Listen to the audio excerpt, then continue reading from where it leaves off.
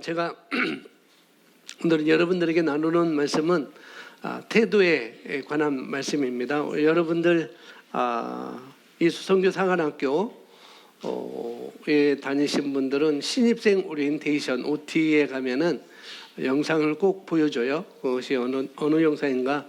첫 번째 영상인데 태도라는 그리스도 외야콜레움의 목사님의 그런 영상입니다. 여러분 아마 예수성교 사관학교 하신 분들은 그 영상을 보셨을 것이고 CTS 방송에서 한 10여 년 전에 또 크리스 목사님의 설교를 방송했었는데 이제 중단해서 나오지 않고요. 그때도 이 태도의 말씀을 전하신 적이 있어요. 그래서 오늘 그 메시지는 이 태도에 대한 메시지입니다. 우리가 꼭 한 번씩 신년에 새해를 들어서서 우리가 전하는 말씀, 민수기 13장 말씀과 마태복음 13장 말씀, 다 13장이네요. 그리고 이 태도의 말씀, 이 말씀 우리가 꼭 함께 1년에 한두 번씩 이렇게 꼭 전하고 있는데 오늘 신년 이제 1월 마지막 주 이 태도에 관한 말씀을 다시 한번 우리가 잘 듣고 여러분의 인생의 중요한 부분을 차지하고 있기 때문에 이 태도라는 것은, 이 성품이라는 것은 우리 인생에서 아주 중요한 부분을 차지하고 있고 또 우리 인생에서 아주 중요한 덕목 중에 하나입니다. 그래서 여러분들 잘 들으시고요, 잘 배우시기를 제가 권면드립니다. 이 태도라는 것은 우리 인생의 평안과 성공과 또 직결되어 있다는 것을 또 여러분 아시면 되겠습니다. 우리 태도는 아주 중요한 덕목입니다. 이 태도를 가지고 그래서 제목이 태도의 높이가 삶의 높이다라는 제목을 제가 썼습니다. 그래서 그 영상에서는 크리스 목사님은 태도가 삶의 고도를 이룬다라는 그런 말씀을 서두에 하고 계시거든요. 저는 좀 바꿔서 태도의 높이가 우리 삶의 높이다라는 제목으로 오늘 말씀을 보도록 하겠습니다. 그러니까 태도라는 것은 우리가 잘 알고 있듯이 차렷, 열중샷, 앞으로 가, 뒤로 가, 똑바로 걸어, 그게 태도가 아니라 여기서는 다른 것을 의미하고 있어요. 그래서 태도라는 것은 행동, 어떤 방식뿐만 아니라 물론 그것도 태도가 되겠지만은 그건 어떤 행동과 또 행동 방식뿐만 아니라 원하는 바를 말로 전하는 방식이기도 하다는 거죠. 그것이 바로 태도라는 것입니다. 그러니 우리가 말을 할 때 어떻게 말할지, 내가 어떻게 말할지 그것도 굉장히 태도와 관계가 있는 것이죠. 그것은 우리가 행동하는 방식이기도 하다라고 이렇게 말씀을 드릴 수가 있습니다. 그래서 태도가 삶의 높이라고 말하는 것입니다. 자, 여러분 오늘은 제가 빽빽하게 많이 써놨습니다. 자, 보시면서 함께 보도록 하겠습니다. 당신의 성격, 당신의 성취, 그리고 당신의 가치를 결정짓는 사항은 태도입니다. 당신의 삶에서 얼마나 멀리 갈지는 당신의 태도에 달려 있습니다. 당신의 태도가 당신의 현재 위치입니다. 태도는 아주 중요합니다. 태도는 당신이 일을 하는 방식이고 당신이 말하고자 하는 것을 말하는 방법입니다. 여기까지 보시면은 태도는 여기 마지막에 보면은 태도는 당신이 일을 하는 방식이고 말하고자 하는 것을 말하는 방법입니다라고 이렇게 써 있습니다. 그러니까 아무리 좋은 것이라도 아무리 올바른 것이라도 그것을 말하는 방식은 사람마다 다 다르겠죠. 사과, 예쁜 홍옥 사과를 보면서 어떤 사람은 시겠다 그렇게 말하는 사람이 있고, 정말 빨갛구나, 탐스럽게 생겼구나, 내 볼같이 빨겠구나 라고 말하는 사람들이 있을 것이고, 다 다르다는 거죠. 그러니까 아무리 좋은 것도 아무리 올바른 것도 각자 다 다르게 이렇게 말하는 방식이 다 다르다는 것이죠. 그래서 다른 말로는 우리 각자는 다 다른 태도를 갖고 있다는 거예요. 저도 다른 태도, 여러분들도 어떤 것에 대해서 다 다른 태도를 갖고 있습니다. 그러니까 잘못된 태도를 가진 사람은 늘 오해를 해요. 이상하게, 이상하리만큼. 그리고 늘 잘못 들어요. 다시 말합니다. 잘못된 태도를 갖고 있는 사람은 늘 오해를 합니다. 무슨 말을 듣든지 뭘 보든지 오해를 해요. 그리고 늘 잘못 들어요. 그리고 늘 과장되이 추정합니다. 그게 바로 태도라는 거죠. 근데 올바른 태도는요, 진리를 그냥 받아들입니다. 그게 바로 올바른 태도죠. 여러분, 내 말과 내 생각이 일치하도록 훈련하는 것은 너무나 중요하고 이것은 필수인 거예요. 이건 선택사항이 아닙니다.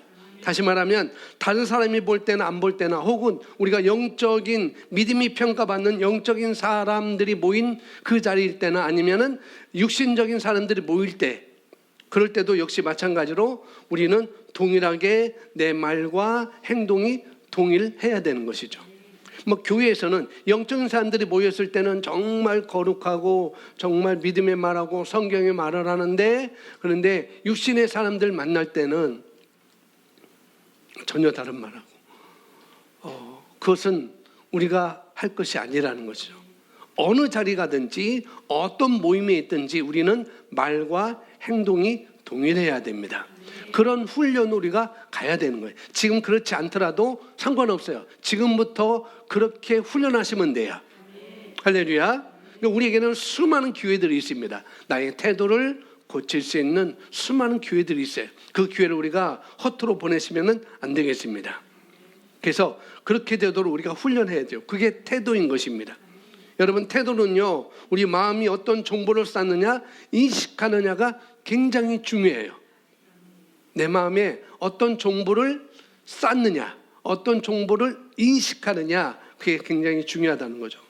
그래서 여러분, 어떤 사람들과 내가 어떤 사람들과 교제해야지, 내가 어떤 사람의 어떤 모임에 가야 되지, 그게 상당히 중요합니다.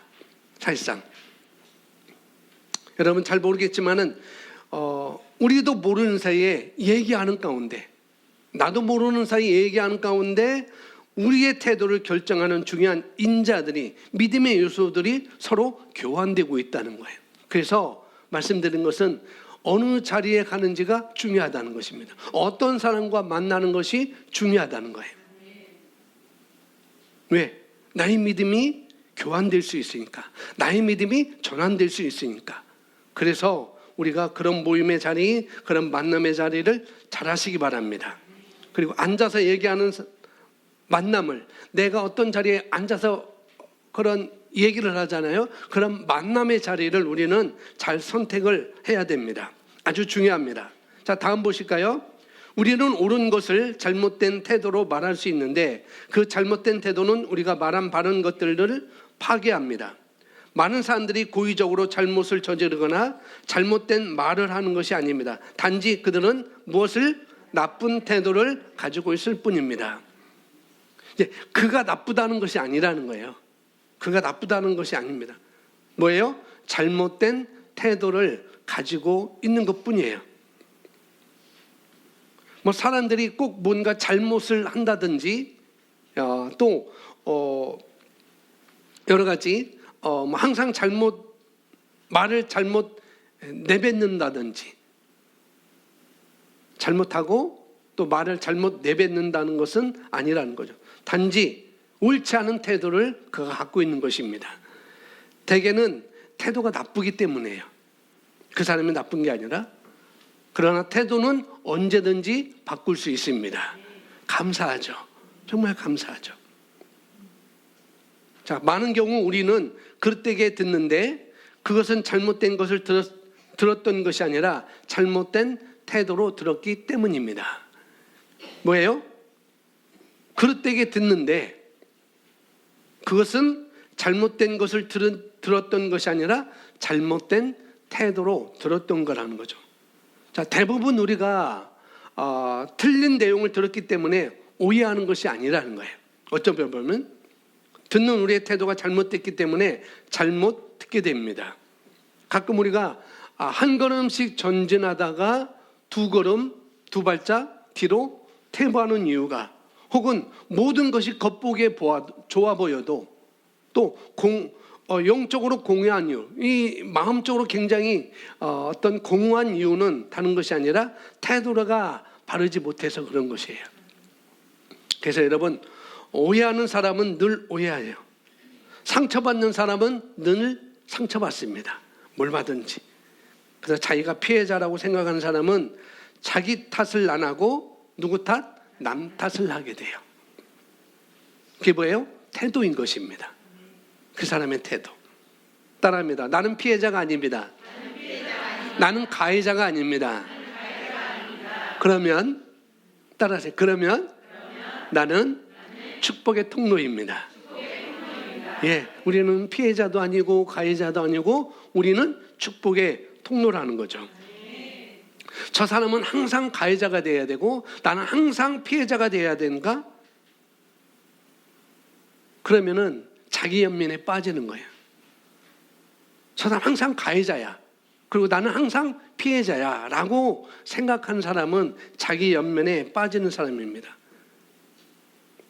자기 연민은요, 비정상적인 감정이에요. 그래서 우리에게는 자기 연민이 있을 수 없어요. 새로운 피조물은 영은 자기 연민에 빠질 수가 없습니다. 왜요? 하나님은 우리를 그렇게 만드셨기 때문에. 하나님이 이르시되 우리가 우리의 모양대로 우리의 사람의 우리의 형상대로 사람을 만들자라고 하셨기 때문에 우리는 하나님의 형상대로 창조되었습니다. 그래서 우리는 새로운 피조물이에요. 그래서 우리는 소중한 거라는 거죠. 하나님의 계획 가운데, 그 하나님의 수많은 계획이 있는데 그 계획 가운데 우리를 하나의 동역자로, 동행하는 자로, 일원으로서 우리를 불러주셨다는 거. 그래서 우리는 너무나 가해자도 아니고 피해자도 아니고 우리는 축복의 통로인 것이고 하나님과 함께하는 그런 공동 상속자로 우리가 가는 것입니다. 아멘. 그래서 옆 사람에게 말해주세요. 당신은 소중합니다. 당신은 정말 소중합니다. 예, 하나님이 그렇게 만드셨어요. 우리는 하나님의 걸작품입니다. 에베소서 2장 10절에 말씀, 하나님의 만드신 바라, 하나님이 만드셨어요. 좋으신 하나님이 우리를 만드셨습니다. 나쁜 하나님이 아니라 좋으신 하나님이 우리를 만드셨어요. 그리고 우리는 걸작품이 되는 것이죠. 여러분은 중요한 사람입니다. 여러분, 하찮은 사람이 아니에요. 그러니까 여러분 자신을 어떻게 보는가, 하찮은 사람으로 보시지 마세요. 나는 뭘 못해. 저 사람은 저렇게 하는데 나는 뭘 못해. 나는 이렇게 했는데도 자꾸 실수를 해. 나는 이렇게 그렇지? 그렇더라도 여러분 하찮은 사람이 아닌 거예요. 아멘. 그건 잘못된 태도인 것입니다. 여러분은 소중합니다. 그래서 자기 자신을 자꾸 하찮은 사람으로 보는 것은, 그것은 말씀에 반하는 행동인 것이고 말씀에 반하는 그런 생각인 것입니다. 다시 말씀드립니다. 자기 자신을 하찮게 여기는 것, 물론 여러분 여기 계신 분들은 그렇게 않지만은 때로는 우리가 그럴 수 있어요. 나는 왜 이 모양 이 꼴이지? 나는 하는 것마다 왜 이렇게 안 되지? 하고 자기 자신을 비하하고 연민을 느낄 수가 있습니다. 그것은 뭐냐면은 불신이에요. 불신. 하나님은 분명히 나를 소중한 자로 만드셨는데, 하나님은 분명히 하나님의 형상대로 하나님의 모양대로 우리를 창조하셨는데 우리가 그것을 거절하는 것이죠. 거기에 반하는 것이죠. 그렇다고 한다면은 우리는 거기에 대해서 불신을 하고 있는 것입니다. 그게 믿음이 없는 거예요. 고백합니다. 내 안에 있는 분은 크신 분입니다. 예, 여러분 안에 있는 분은 크신 하나님이세요. 하나님은 크십니다. 여러분 안에 계신 분은 뭐든지 다 할 수 있는 분이에요. 내게 능력 주시는 자는 내가 무엇을 할 수 있다. 모든 것을 할 수 있다. 우리 안에 계신 분은 뭐든지 할 수 있는 분이십니다. 근데 단지 조건이 있어요. 내가 그분의 뜻에, 그분의 말씀에 내가 동의를 해야 돼요. 내가 너를 이렇게 이끌어갈 거야, 너를 이렇게 이끌어갈 거야 라고 우리 안에서 말씀하는데, 아니에요, 나는 거슬러 갈 거예요. 전적으로 우리의 동의가 있어야 돼요. 모든 것 다 아시는 분이고 크신 분인데 그분이 일하시려면 우리가 동의가 있어야 된다는 거죠. 하나님은 인격적이셔야, 예수님도 인격적이시고 성령님도, 우리 안에 계신 성령님도 인격이신 성령님이십니다. 그래서 그분은 우리와 늘 함께 협력하기를 원하십니다. 왜? 인격이시기 때문에. 그래서 그분은 우리 안에 오셔서 우리에게 알려주시고 가르쳐주시고 기억나게 하시고 그러신 분이에요. 그런 분인데 그런 분을 우리가 도움을 받으려면 우리가 공부를 해야 되겠죠. 말씀을 알아야 되겠죠. 그래서 우리가 선택하는 것입니다. 성령님은 알려주십니다. 성령님은 가르쳐주십니다. 할렐루야. 그래서 어떤 사람이 한 발짝 가고 어떤 사람은 두 발짝 가고 어떤 사람은 한 발짝 가고 어떤 사람은 두 발짝 뒤로 가고 그럴 수 있어요. 어떤 때는 모든 것을 잘하고 있는 것 같은데 영적으로 달라지지 않는, 성장하지 않는 그런 이유 중에 하나가 뭔가 잘못된 태도 때문에 그러대. 나의 잘못된 태도 때문에 성장하지 못하는 거예요.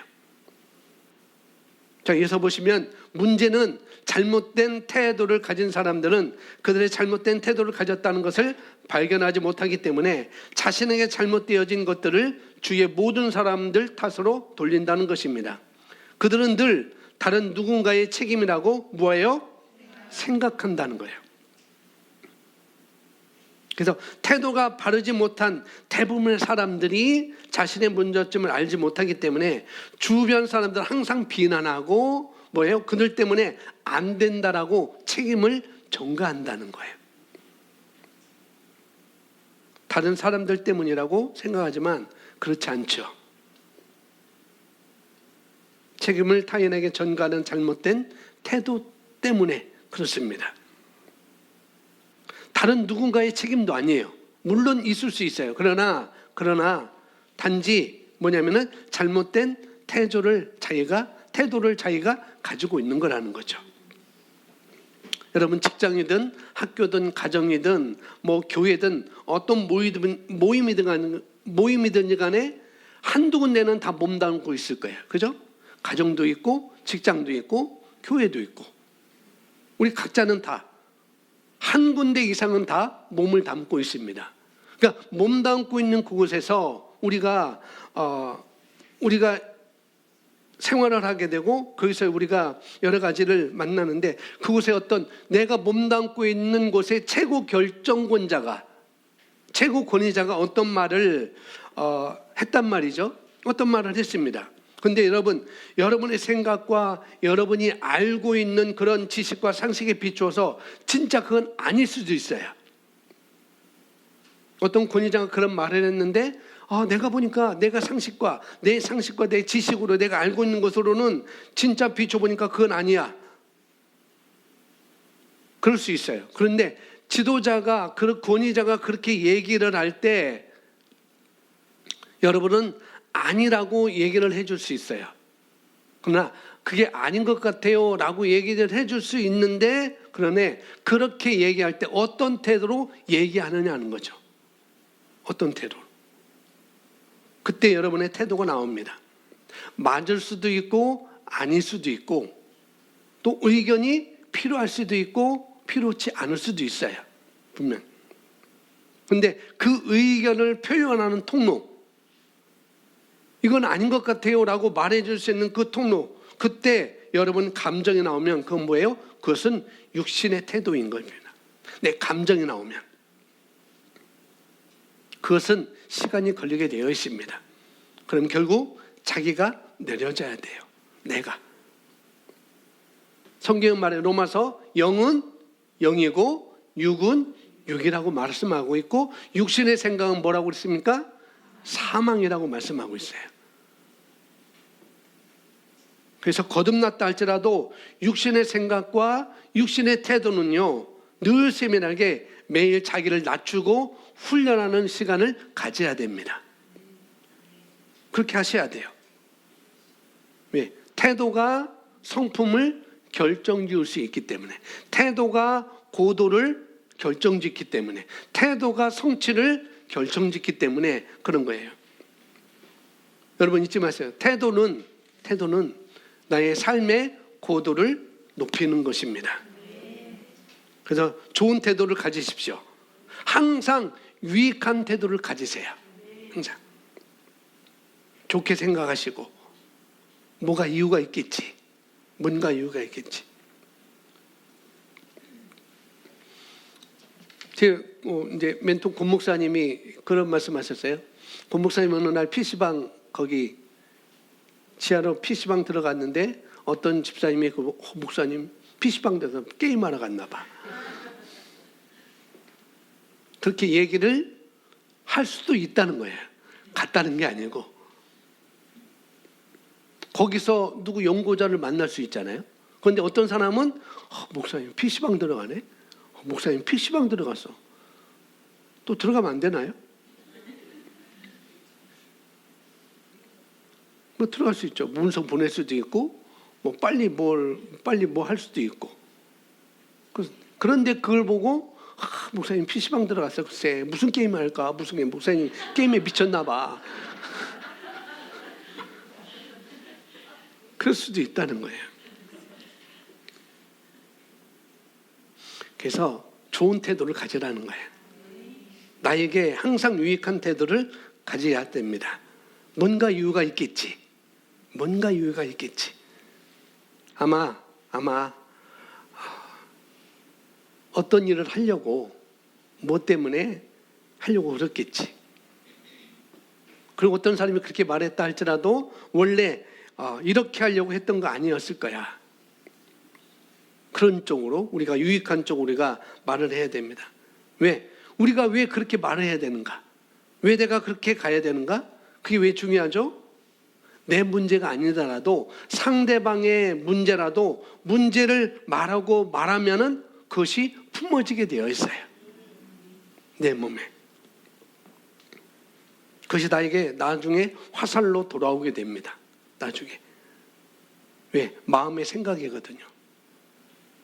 그 우리 아카데미에서 그 배제학당도 가고 뭐 양화진도 가고 여러 군데 가는데, 거기서도 계속 불평하고 자꾸 안 좋은 것을 심는 아이들이 있어요. 여기까지 추운데 왜 왔지? 괜히 왔다. 그런 사람들이 있습니다. 그래서 양화진 갈 때 얘기했어요. 너희들 그런 거, 주변에 그런 말을 하는 거, 결국 그것은 상대방이 하는 게 아니라 너희 자신에게 하는 거야. 그건 너희 자신의 마음에 심는 거야. 심으면은 반드시 나게 되어 있어. 콩 심은 데 콩 나고, 팥도 콩인데 팥 심은 데 팥이 나게 되어 있어요. 호박씨를 심으면은 호박이 나오게 되어 있습니다. 그래서 우리가 항상 뭐냐면은 내 문제가 아니더라도 상대방의 문제라도 어떻게 해요? 말하고 그러면은 그것이 품어지게 되고 그것이 화살로 나에게 돌아오게 되는 것입니다. 그래서 잠언서 23장 7절에 제가 써놨는데, 대적 그 마음의 생각이 어떠하면 그 유인도 뭐하다? 그러한즉. 그 사람의 마음이 생각이 어떠하면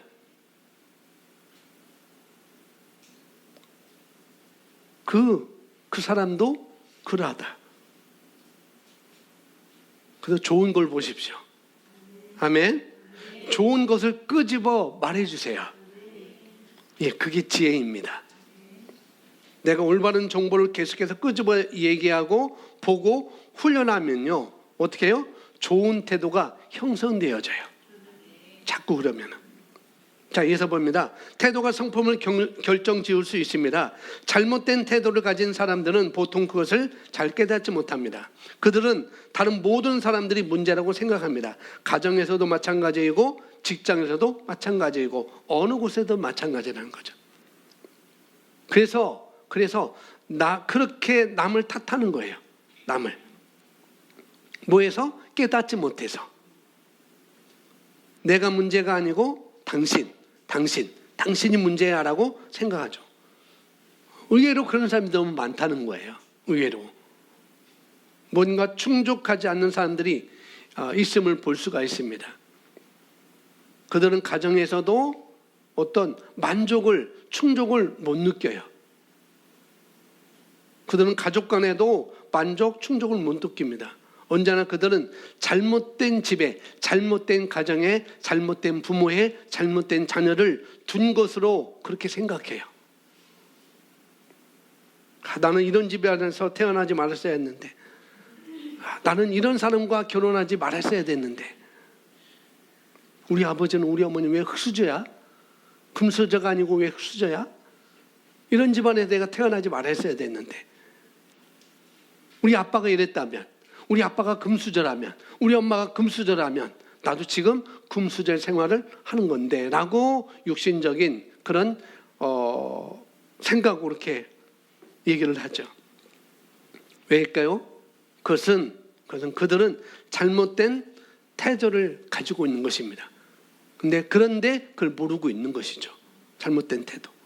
그래서 그들은 그들 주변에 있는 사람들 때문이라고 늘 생각해요.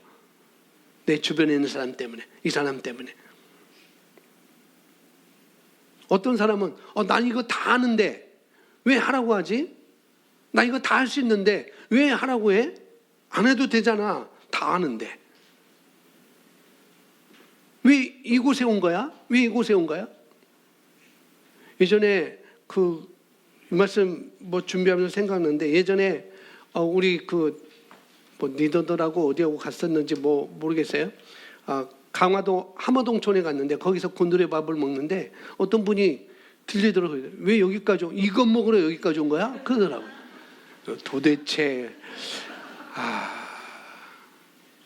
한 대 조박을 나고 할 마음도 없었어요. 저 사람은 그 마음이 그러니까 저 사람은 그러다. 그렇다는 거죠. 뭐 때문에? 잘못된 태도를 가지고 있기 때문에. 왜 그 멀리까지 가겠어요? 여기도 여기 물안유도 곤드레밥이 있는데 자연도 구경하고 가면서 교제도 하고, 거기서 교제하는 것, 거기서 보는 것, 거기서 말하는 것, 여러 가지가 있었거든요. 근데 굳이 이거 먹으려고 여기까지 왔냐고 그런 소리 하는 거예요. 어디를 가든 뭐를 하든 뭐를 먹든 뭘 배우러 가든 뭐 보러 가든 불평하는 사람들이 있어요. 그것이 그들의 생각하는 방식입니다. 그것은 잘못된 태도를 가졌기 때문에 그런 것이죠. 다른 것 없습니다. 잘못된 태도 때문에 그런 것입니다. 이게 문제죠. 뭐가 문제입니까? 다른 사람이 문제라고 생각하는 게 문제예요. 그게 문제입니다. 그게 문제라고 했기 때문에 문제예요. 이해가십니까? 문제라고 했기 때문에 그게 문제인 거예요. 해결책을 보면 해결되거든요. 그죠? 해결책 보면 해결돼요. 근데 문제라고 보면 문제가 돼요. 그리고 그것을 품기 때문에 그렇게 되는 것입니다. 피해자라고 생각하기 때문에 피해자가 되는 것입니다. 진짜 피해자가 될 수 있는 팩트, 사실적으로 그럼에도 불구하고 진짜 피해자가 될 수 있는 그런 팩트, 사실은 그럼에도 불구하고 어떻게 해요? 피해자라고 얘기하지 않는 이유는 피해자가 아니라고 거짓말하는 게 아니죠. 그건 아니에요. 뭐죠? 팩트를 팩트에 내가 권위를 부여하지 않는 것입니다. 그런 거예요. 요즘 날씨가 춥잖아요. 엄청 춥잖아요. 조금만 온도 내려도 그냥 막 몸이 덜덜덜 떨리잖아요. 감기 들잖아요. 열이 나요. 열이 납니다. 열이 나더라도 열 난다고 팩트를 얘기하지 않는 이유가 있어요. 말하지 않습니다. 물론 열이 나요. 팩트는 열이 나고 있어요. 그러나 열이 남에도 불구하고 그렇게 팩트를 얘기하지 않아요. 대신 뭐라죠? 주님이 채찍에 맞음으로 이 열까지도 떠났다라고 우리는 얘기를 하는 것입니다. 그건 거짓말하는 게 아니죠. 말씀을 우리는 말하는, 팩트를 얘기하지 않는 것뿐이에요. 사실을 우리가 얘기하지 않는 것뿐입니다. 그리고 뭘 말합니까? 우리는 진리를 얘기하는 것입니다. 하나님의 말씀을 얘기하는 것이죠. 뭐냐면은 팩트의 권위를 부여하지 않는 거예요. 그 사실의 권위를 부여하지 않는 것입니다. 그리고 진리의 말씀에 우리는 힘을 주는 거예요. 왜 내가 말씀을 말하는가? 팩트가 있는데 팩트를 말하지 않고 열이 나는데 열이 난다고 말하지 않고 주님이 채찍에 맞음으로 이 열도 다 나았어요 라고 고백하는 것은 뭐냐면은 말씀에 힘을 주는 거예요. 그렇기 때문에 우리가 그렇게 말하는 것입니다. 진리에 힘을 주면, 하나님의 말씀에 힘을 주면 하나님의 믿음이 우리 안에서 발휘되게 됩니다. 하나님은 어떤 분이세요? 하나님은 없는 것을 있는 것으로 부르시는 하나님, 불러오시는 하나님. 아멘. 지금 그런 삶을 우리가 살고 있는 것입니다. 하나님처럼 기능하는 삶을 우리가 살고 있는 거예요. 항상 의식하십시오. 항상 24시간 어느 때든지 어느 곳에든지 그걸 의식하고 인식한다면 여러분의 태도는 말씀의 태도가 될 것입니다. 아멘. 자, 이어서 보겠습니다. 잘못된 태도를 가진 사람들은 언제나 그들 주변에 있는 그 사람들 때문이라고 생각합니다. 언제나 그들은 잃어버린 세월과 낭비한 시간만 쳐다봅니다. 그들은 자신이 가치 있는 사람이라는 것을 압니다. 그런데 왜 아무도 그들의 가치를 발견하지 못할까요? 그것은 그들의 잘못된 태도를 가졌기 때문일 가능성이 큽니다. 잘못된 태도 때문입니다. 예, 그래서 우리가 이 문장에서 우리가 뭘 버리고 뭘 받아야 될지, 여러분 비워야 들어올 거 아니겠어요? 그죠? 비워야 들어요. 이 컵에 비어 있어야 이 물을 누가 갖다 놓는 거잖아요. 꽉 차 있으면은 채울 필요가 없어요. 비워야 들어오는 것입니다. 아멘. 그릇된 생각을 우리가 버려야지, 잘못된 태도를 우리가 버려야지 새로운 말씀이 더 많이 들어오는 것입니다. 우리가 받아들일 수 있는 것이죠. 누군가가 여러분에게 얘기를 해줄 때, 어떤 얘기를 해줄 때, 그걸 받을 때 지적한다고 생각하지 마시고 뭐하라? 감사하면 됩니다. 근데 그게 참 힘들죠. 그래서 훈련해야 돼요. 저도 마찬가지입니다. 뭔가 지적하는데 사모님이 저한테 지적하면은 참 그게 고달파요. 바꿔야 되는데, 감사해야 되는데, 그래서 우리가 훈련이 필요한 겁니다. 아멘. 저도 훈련이 필요하고 여러분도 훈련이 필요한 거예요. 따라합니다. 즐거움으로 기쁨으로 받으면 다 유익합니다. 예, 그걸 우리가 알고 그렇게 훈련해 가야 됩니다. 아멘. 누군가가 여러분에게 말해주는 것, 그것은 관심이 있기 때문에 그렇게 말해주는 거예요. 관심이 없으면, 제가 우리가 303호인가요? 304호 아줌마한테, 304호 아이들한테, 304호 할아버지한테 말도 안 해요. 마스크 쓰세요. 말도 안 해요. 왜? 관심이 없기 때문에. 그러니까 누군가 말해주는 것은 관심이 있기 때문에 말하는 것입니다. 그렇다고 제가 304호 주민한테 인사도 않는 건 아닙니다. 인사는 꼬박꼬박 하고 있어요. 그런 거라는 거. 자, 다음 보시면은 예수님으로부터 배울 것이 많이 있습니다. 예수님의 삶에서, 여러분의 삶에서 많은 경우에 발전을 이루고 싶을 때 예수님의 태도에 관해서, 그리고 예수님께서 칭찬하셨던 사람들을 찾아보십시오. 하나님이 칭찬한 사람들에게는 어떤 특징이 있었을까요? 자, 하나님께서 누군가를 칭찬을 하셔요. 성경에 보면은. 그렇다면은 왜 이 사람을 칭찬했지? 히브리서 11장에 믿음의 사람들이 나오잖아요. 그들을 하나님께서 칭찬하시잖아요. 왜 칭찬했지? 그게 다 나옵니다. 왜 그들을 칭찬했을까? 그들을 칭찬했다면은 그들에게는 어떤 특징이 있었을까? 그걸 우리가 볼 수 있는 훈련을 해야 됩니다. 그들의 태도와 그들의 성품이 무엇이었길래, 어떤 성품과 어떤 태도를 가졌기에 하나님은, 예수님은 그들을 그렇게 칭찬하셨고 하나님의 마음을 감동하셨을까? 예수님의 마음을 감동했을까? 예수님께서 마태복음 11장에 보면 11장 그 7절부터 보면은 이 세례 요한, 침례 요한에 대해서 말하고 있어요. 세례 요한이 이제 감옥에 갇혀요. 감옥에 갇히고 있는데 세례 요한이, 침례 요한이 이제 예수님을 알았는데 정말 저분이 그리스도이신가 궁금했어요. 정말 그리스도이신가 궁금해요. 그래서 제자를 보내서 당신이 오실 그입니까? 당신이 구약에서 말했던 그 메시아입니까? 라고 물어보 제자들이 보냈는데 예수님께서 제자한테 가서 너희 선생한테 얘기해. 병든 자가 치유되고 눈먼 자가 보게 되고 가난한 자가 부욕해 되고 그런 일을 지금 하고 있잖아. 그것만 전해줘. 라고 얘기하면서 내가 세례요한을 보는데, 너희들이 세례요한을 보는데 뭐로 세례요한을 광야에 뭐 들어가니? 갈대를 보러 갔니? 뭘 보러 갔니? 먹을 걸 얻으러 갔니? 예수님은 그 말씀하셔요.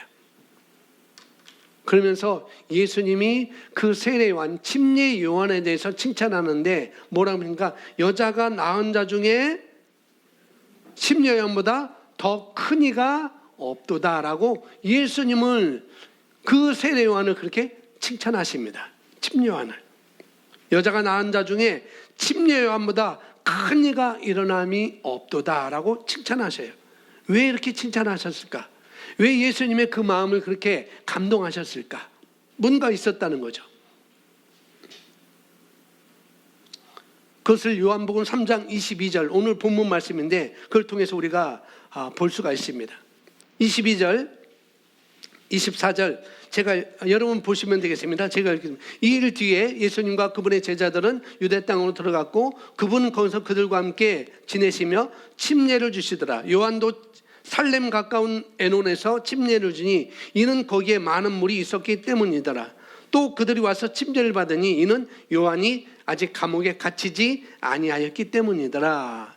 여기까지 보시면 간단히 말씀드리면 이제 침례 요한이 사역을 하고 있는 거예요. 어떤 사역을 하느냐?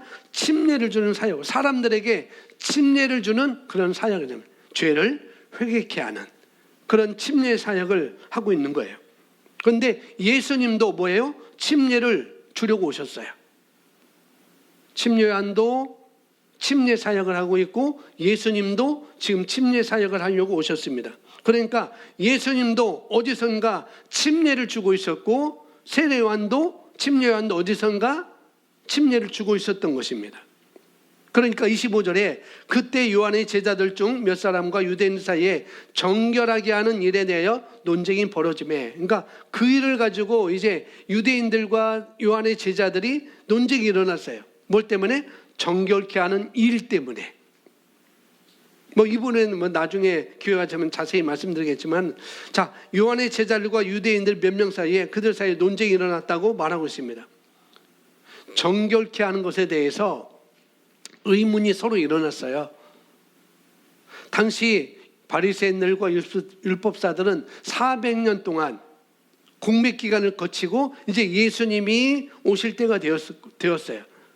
근데 그때까지 예수님이 또 오셨고, 근데 예수님이 십자가에 죽으시기 전까지 그들은 여전히 구약적인 개념을 가지고 제사도 지내고 있었고 회당에서 모여서 성경을 읽기도, 구약 율법을 읽기도 했었고 이사야 선지자서를 읽기도 했었고, 또 그들이 가지고 있는, 그들이 배워왔던 전통 율법에 의해서 정결 의식을 그들이 하고 있었습니다. 이 바리새인들과 율법사들은, 유대인들은 굉장히 이 정결 의식을 굉장히 중요시했어요. 근데 거기에 대해서 지금 요한의 제자들과 유대인들이 지금 논쟁을 하고 있는 거죠. 이 유대인들은 이 정결 의식을 굉장히 중요했기 때문에 이들이 시장에 나갔다면, 이들이 시장에 나갔어요? 그런데 정결의식을 하지 않기 때문에 하나님께 경배하러 오지 않았습니다. 하나님께 경배하러 오려면은 집에 가서 몸을 씻고 새 옷을 입고 다 정결하게 한 다음에 하나님께 경배하러 와야만 됐습니다. 그들이 유대인들의 정결 의식은 그거였었어요. 그들이 어디 들에 나갔다가 어떤 사람을 만났다가 사실상 그들은 목욕하기 전까지는 하나님의 이름도 언급하지 않았습니다. 우리가 지금 문자를 보잖아요. 예수님께서 하나님이 당신을 사랑하십니다 라고 이렇게 문자를 보면은 그런 문자, 하나님이라는 말을 생각하고 쓰기 전까지는 이들이 목욕하고 정결의식을 다 갖춘 다음 전까지는 그 하나님이라는 단어를 전혀 쓰지 않았어요. 그게 정결의식이었습니다. 하나님께 하나님의 이름을 부르지도 않았고 하나님이라는 이름을 쓰지도 않았고, 정결의식은 하나님의 말씀을 읽을 때나 예배당에 갈 때나 의식이 상당히 그들에게 중요했습니다. 이 의식이. 그래서 손을 씻거나, 그래서 가나 혼인잔치도 어떻게 해요? 물을 씻는 물두멍이 있었잖아요. 물항아리. 그런 정결의식이 그들이 꼭 있었어요. 손을 씻거나 몸을 목욕했습니다. 여기 이스라엘 갔었는데 이스라엘 그 식당에 들어갈 때 거기 꼭 좌측에 손 씻는 곳이 있었어요. 근데 우리는 뭐 그냥 들어가죠. 뭐 정결에 관계 없으니까. 근데 유대인들은 거기 유대인은 꼭 씻고 들어갔어요. 그래서 저도 따라가서 손 씻고 이렇게 들어가서 밥 먹고 식사 들어갔거든요. 그만큼 이 정결의식을 유대인들이 굉장히 중요했다는 거죠. 심지어 밥 먹으러 들어갈 때도 그들은 정결의식을 행했어요. 왜? 그들은 그렇게 함으로 말미암아 하나님께 거룩하고 깨끗하다고 여겨지기 때문에 그렇게 했었습니다. 여러분, 예전에 우리 어르신들은 그거 알 거예요. 저도 그렇습니다만 우리 예전부터 신앙생활 했던 분들은 우리 할아버지 할머니들 보세요. 저희 외할머니가 늦게 예수님 믿으셨거든요. 외할머니가 평소에는 그냥 몸빼 바지 입고 계셨는데, 뭐 아랫집 윗집이었으니까 평소에는 몸빼 바지 그렇게 입고 계셨는데 꼭 예배당에 갈 때는 한복을 입으셨어요. 밑에는 민트색 한복 치마, 위에는 하얀색 저고리. 교회 갈 때는 꼭 그거. 전 주일학교 하기 때문에 먼저 달려갔고, 외할머니는 낮 예배만 오시면 되니까 늦게 오셨고, 그러니까 외할머니 보면 꼭 그렇게 입고 오셨어요. 예배당 갈 때 깨끗한 옷을 입고 머리를 손질하시고 목욕하고 손질하고 아주 좋은 것이었습니다.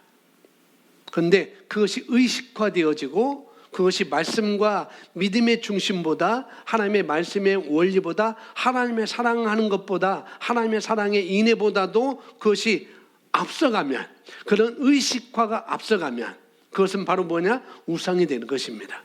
그것이 필요 없는 전통, 규례가 되는 것이죠. 그건 육신적인 것이 되는 것입니다. 자, 25절에 보니까, 요한복음 3장 25절 보니까 그때 요한의 제자들 중 몇 사람과 유대인들 사이에 정결하게 하는 일에 대하여 논쟁이 벌어지매 26절 그들이 요한에게 나와 그들에게 이르되 라피어, 선생님과 함께 요단강 건너편에 계시던 분, 곧 선생님이 증언하신 분 누구예요? 예수님이시죠. 바로 그분께서 침례를 주며 보소서 모든 사람들이 그분께로 가나이다 라고 제자들이 말하는 거예요.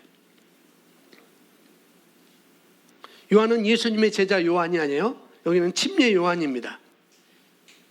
세례 요한, 침례 요한의 제자들이 예수님도 침례를 주고 있다는 것을 알았어요. 건너편에서. 그래서 그들은 요한에게 왔습니다. 자기 선생님에게 왔어요. 선생님이 와서 뭐라고 하니까 라피어, 선생님과 함께 요단강 건너편에 계시던 분, 그 예수가, 선생님이 증언하신 그 예수, 세상의 죄를 지고 가는 하나님의 어린 양이다라고 그 증언했던 그분이 그분도 침례를 주네요. 보세요. 많은 사람들이 이제 그에게로 갑니다. 라고 이렇게 말을 하는 거예요. 지금 선생님만이 할 수 있는 이 일을 그가 하고 있어요. 그러다 보니까 많은 사람들이 그를 따라갑니다. 그렇게 말합니다. 근데 그 요한이 그 말에, 제자들이 그 말에 요한이 뭐라는, 도대체 그가 누구야? 왜 나만이 할 수 있는 것을 그가 하지? 절대 못하게 하라. 그렇게 말했나요? 아닙니다. 아닙니다. 그렇게 말하지 않았어요. 27절에 보니까 요한이 응답하여 이르되 하늘에서 주지 아니하시면 사람이 아무것도 받을 수 없느니라. 아멘. 얼마나 놀라운 답이에요. 우리는 요한의 태도에 대해서 지금 보고 있습니다. 이 세례 요한은 도대체 어떤 사람이었을까? 세례 요한은 예수님과 경쟁적인 그런 관계일 수도 있었습니다. 아주 경쟁적인, 경쟁적으로 일할 수도 있어요. 사역할 수 있는 그런 관계였습니다. 그 요한은 이것 보세요. 이것 봐요. 왜 도대체 침례는 나의 전매 특권인데, 침례는 내가 먼저 개발했는데 당신이 왜 내 거 그 따라해줘? 다른 사람들이 다 따라가잖아요. 예수님이 하는 것을. 그리고 요한이 그렇게 말할 수 있어요. 내가 침례자니까 이건 나만이 할 수 있어요. 당신은 하지 마시오.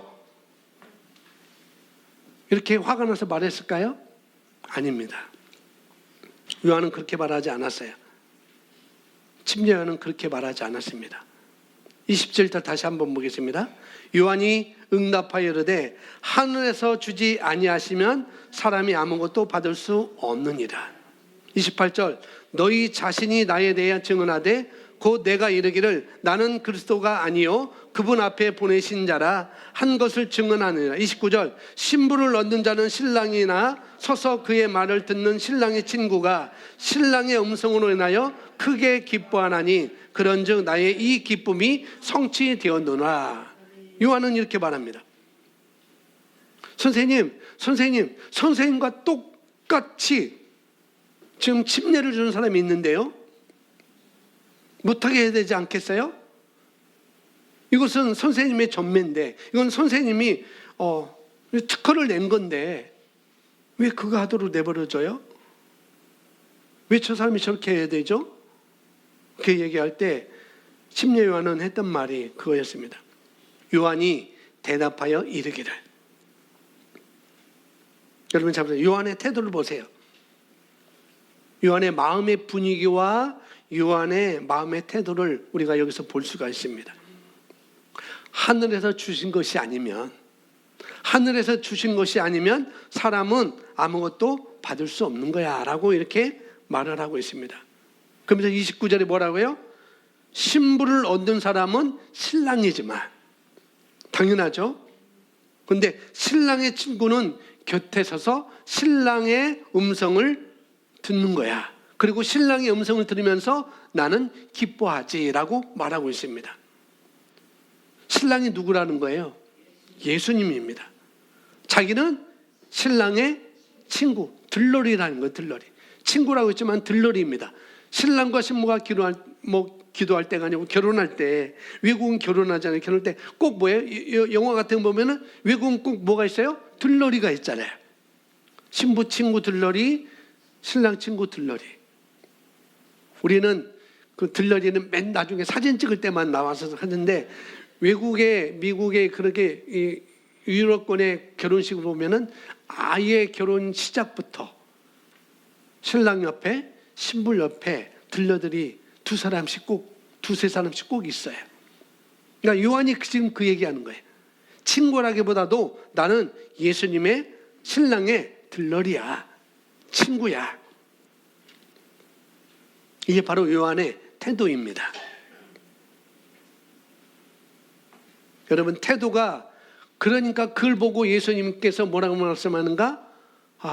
여자가 낳은 자 중에 이 침례 요한보다 더 큰 이가 없도다라고 말씀하는 것입니다. 여러분 삶의 성취를 한정짓고 결정짓는 것이 바로 태도인 것입니다. 태도로 인생의 성패가 판가름 나요. 뭔가를 절대로 성취하지 못하는 사람이 있어요. 뭔가를 잘못해서가 아니라 나쁜 태도를 가졌기 때문에 그런 것입니다. 그가 나쁜 태도를 가졌기 때문에 그런 것입니다.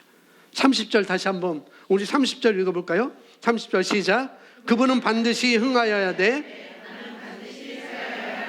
아멘. 누군가가 당신이 이렇게 높여져야 되는데 왜 딴 사람이 와서 높여집니까? 왜 당신을 다른 사람이 말해야 되는데 왜 엉뚱한 사람이 와서 그가 더 많아지게 예수님 이 선생님 그냥 놔둬요? 근데 요한은 뭐예요? 그분은 반드시 높아져야 되고 나는 낮아져야 된다. 그게 요한의 태도였습니다. 우리가 침례 요한에 대해서 볼 수 있는 것은 이 메시지에서 오늘 볼 수 있는 것은 침례 요한은 뭐 했습니까? 자기를 특별히 나타내고자 하지 않았다는 거예요. 그는요 주님과 경쟁 상대일 수도 있어요. 그리고 형이었어요. 친척이었거든요. 형으로서 누를 수도 있어요. 이놈 자식 그러지 마라. 형이 먼저 6개월 먼저 태어났는데 왜 네가 이거 해? 내가 하는데 이거 형 거야 하고 그렇게 할 수 있는데 도리어 그분은 흥해야 되고 나는 쇠해야 되라. 그게 이 침례 요한의 태도였습니다. 특권을 어떻게 보면 특권을 먼저 받아낸 거거든요. 이 침례라는 그 사역이. 근데 어떻게 했죠? 나는 신랑의 친구야. 친구는 신랑의 음성을 듣는 것으로 기쁨으로 여겨. 내게 이런 기쁨이 나는 이것으로 나의 기쁨이 충만한 거야 라고 이렇게 말하는 거예요. 그분은 흥하여야겠고 나는 쇠하여야 하리라. 다른 사람의 성공에 참여하는 이 태도, 다른 사람이 잘되게 하고 다른 사람이 그 사역을 할 수 있도록 하는 이 참여하는 이 기쁨과 이 태도, 이 침례 요한을 통해서 우리가 볼 수 있습니다. 다시 말합니다. 여러분, 성공의 지름길이 바로 이것입니다. 나를 낮추고 주님을 높여주는 것. 좋은 태도를 갖는 것이 바로 우리가 해야 될 것입니다. 그래서 남이 잘 되는 것을 적극적으로 축복해 주세요. 저 사람은 망해야 되고 저 사람이 하는 사업, 저 사람이 하는 가게, 저 사람이 하는 그것 안 되고 나만 잘 돼야 되지. 그것은 절대 안 됩니다. 그것은 사단의 방법이에요. 하나님의 방법이 아니에요. 아멘. 그건 육신적인 방법입니다. 그래서 우리는 지혜롭게 사셔야 돼요. 이건 태도입니다.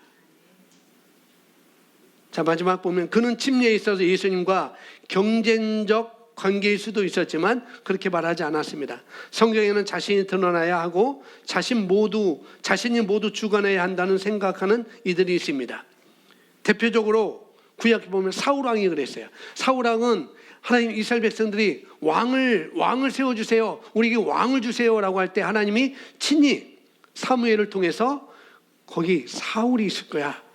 사울에게 기름 부어서 그들이 원하는 왕으로 세워라 라고 하나님께서 이 사울왕을 하나님께서 높여주셨어요. 자기가 뭔가 해서 왕이 된 건 아니었죠.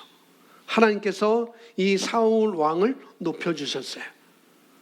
근데 나중에 왕이 되다 보니까 높아지고 싶은 거죠. 자기가. 그래서 사무엘이 하지 말라는 제사도 자기가 드리고 또 희한하게 전쟁이 더 똑같이 나갔는데 다윗이 이긴 자는 만만이고 사울이 이긴 자는 천천이다라는 그런 소리를 자꾸 들으니까 뭐가 비교가 되는 거죠. 비교. 그래서 비교하면은 모든 것이 다 한참게 여겨집니다. 모든 것. 비교는 우리에게 어울리지 않아요. 하나님이 높이십니다. 따라합니다. 하나님이 높이십니다. 예, 자신이 자기 노력으로, 물론 우리가 노력해야 되지만은, 그러니까 자기 어떤 의로, 자기 어떤 무엇으로, 자기 의로 우리가 높아지려 하는 것은 안 된다는 거죠. 자, 여기서 보시면 믿음의 반대는 자신의 가치를 한찮게 여기는 것들입니다. 그들은 오히려 다른 사람들로부터 인정받고 중요한 사람처럼 여겨지고 싶어 합니다. 삶에서 당신이 무엇을 보고 있는가가 중요합니다. 자, 여기 보면은, 그들은 오히려 다른 사람들로부터 인정받고 중요한 사람처럼 여겨지고 싶어 하는 사람들이 있다는 거예요. 우리가 LTG 성경 읽기 하고 있는데, 욥기서 전에 에스더서를 우리가 읽었으면 거기서 바로 이 사람이 나와요. 하만이라는 사람. 왕이, 야, 내가, 왕이 좀 귀히 여기는 사람이 있는데, 그 사람 어떻게 하면 좋겠니? 라고 하만에게 물어보니까 하만이 자기인 줄 알고, 왜? 자기가 모든 사람의 칭송을 받고, 그리고 전쟁에서도 잘 싸우고 승리하고, 왕의 두 번째 자리니까 자기인 줄 알고, 그럼 왕이시여. 그러면은, 그런 사람이 있다고 한다면, 왕의 옷을 그 사람에게 입히고, 왕관을 그 사람에게 씌우고, 왕이 타는 말을 그 사람에게 태워서 온 거리를 다니면서 이 사람은 왕의 총애를 받는 사람이다 라고 그렇게 하시면 됩니다 라고 했어요. 하만이 그랬어요. 하만. 자기만이 그런 사람이라는 것. 그러니까 오히려 다른 사람들로부터 인정받고 중요한 사람이 나다라고 좀 뻐기려고 하만이 그랬습니다. 따라합니다. 삶에서 내가 무엇을 보고 있는가가 중요합니다. 네, 삶에서 내가 무엇을 보고 있는가가 중요하다는 거예요. 이게 제일 중요합니다. 여러분 무엇을 보고 있습니까? 주파수를 맞추세요. 주파수. 그리고 여러분 깨어 있으셔야 돼요. 삶에서 우리를 불행하게 만드는 것들, 그것들이 우리를 고통스럽게 합니다. 그런즉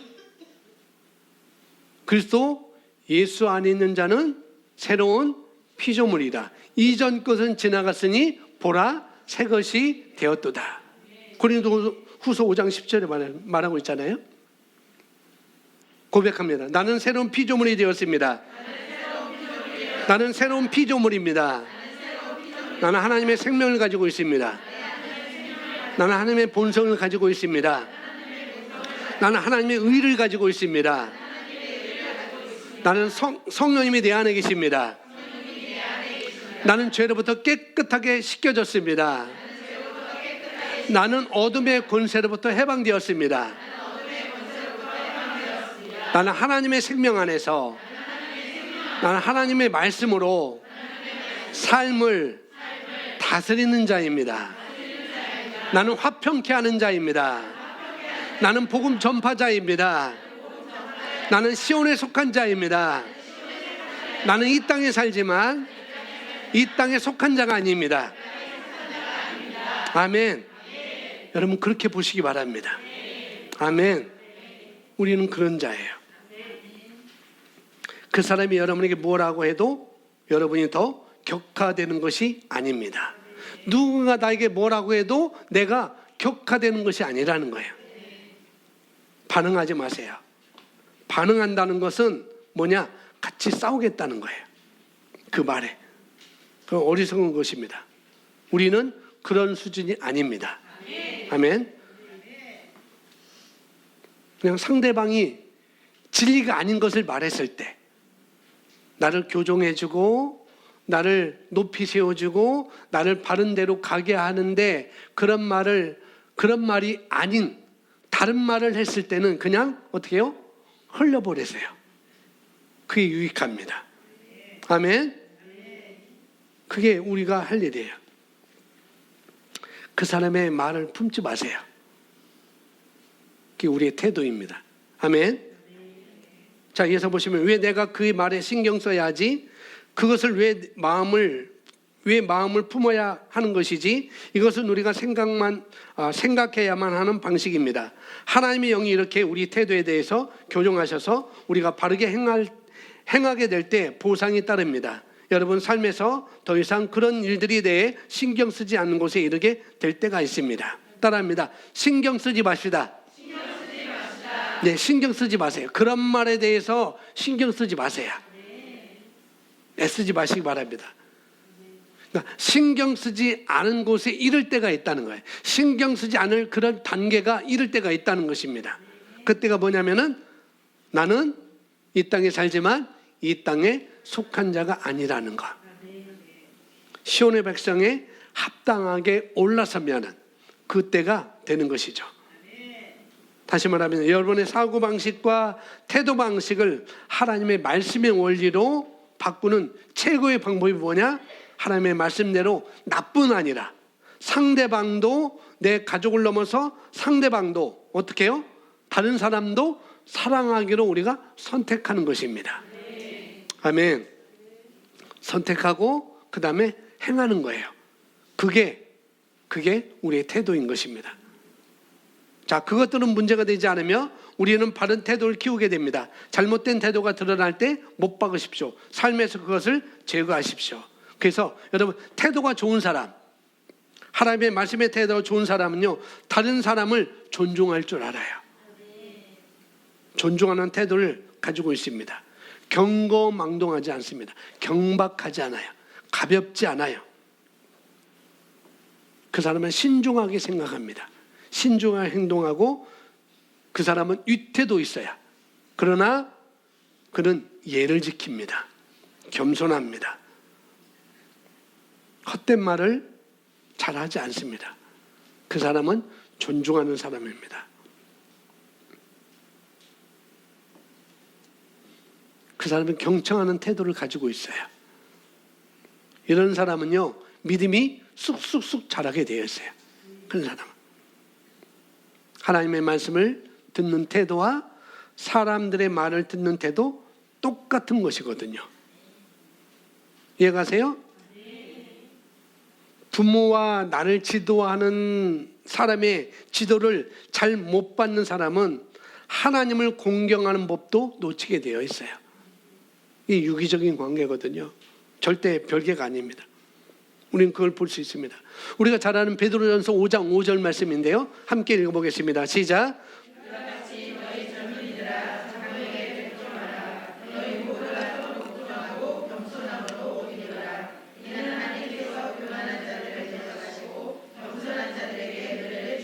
육 절 말씀.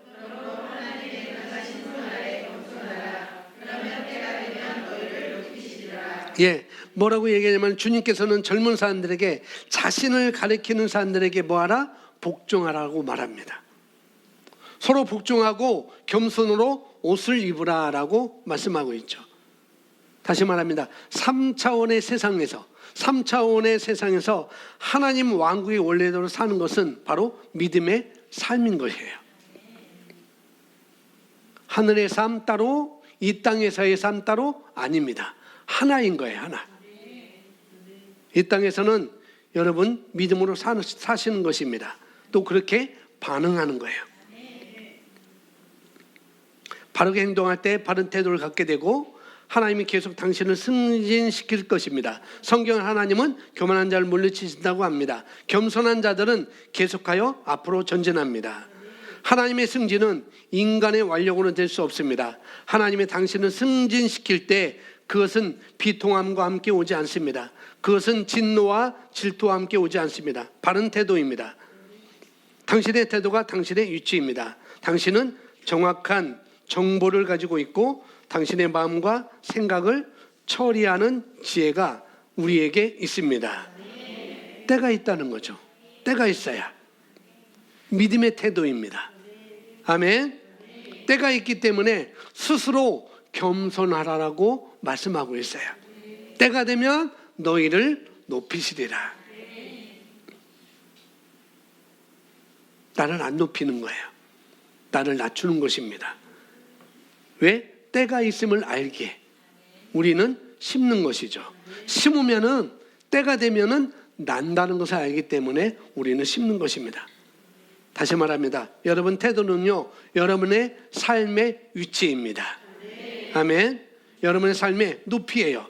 말씀에 근거해서 합당한 태도를 훈련하는 것을 즐겁게 여기시 바랍니다. 태도는요, 중요한 자산입니다. 여러분 높이입니다. 6절 말씀 다시 한번 읽고 우리 마치도록 하겠습니다. 6절 함께 있습니다.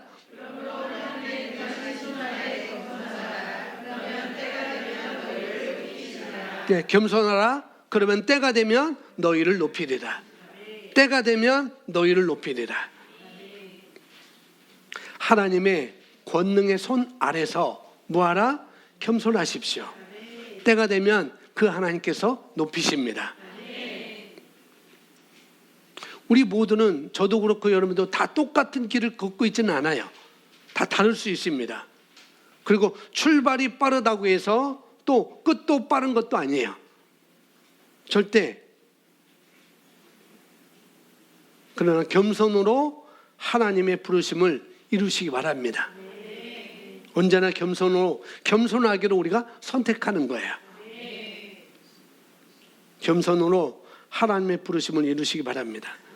성경이 말하기를 겸손한 자는 좋은 태도를 가진 자는, 자기를 낮추는 자는 하나님께서 높이신다고 했습니다. 그것이 하나님께서 말씀하고 있는 거예요. 여러분, 유명하든 무명하든, 우리에게 알려졌든 안 알려졌든, 우리가 알고 있든 모르든지 간에 성공적인 삶을 산 그런 영웅들을 보면 공통점이 있어요. 다. 공통점은 뭐냐? 그들은 올바른 태도를 가지고 있다는 것입니다. 이 태도가 얼마나 중요한지 어쩌면 평생 가도 다 깨닫지 못할 수도 있습니다. 이 태도라는 것, 우리 자신에 관해 가장 중요한 것, 우리 자신이 배운 교훈이나 어떤 경험이나 지식이나 과거나 돈이나 생각보다 더 중요합니다. 돈보다도 중요한 것이 태도예요. 지식보다도 중요한 것이 태도인 것입니다. 그래서 우리 태도는 그 사람을 친구로도 만들 수 있고 적으로도 만들 수 있어요.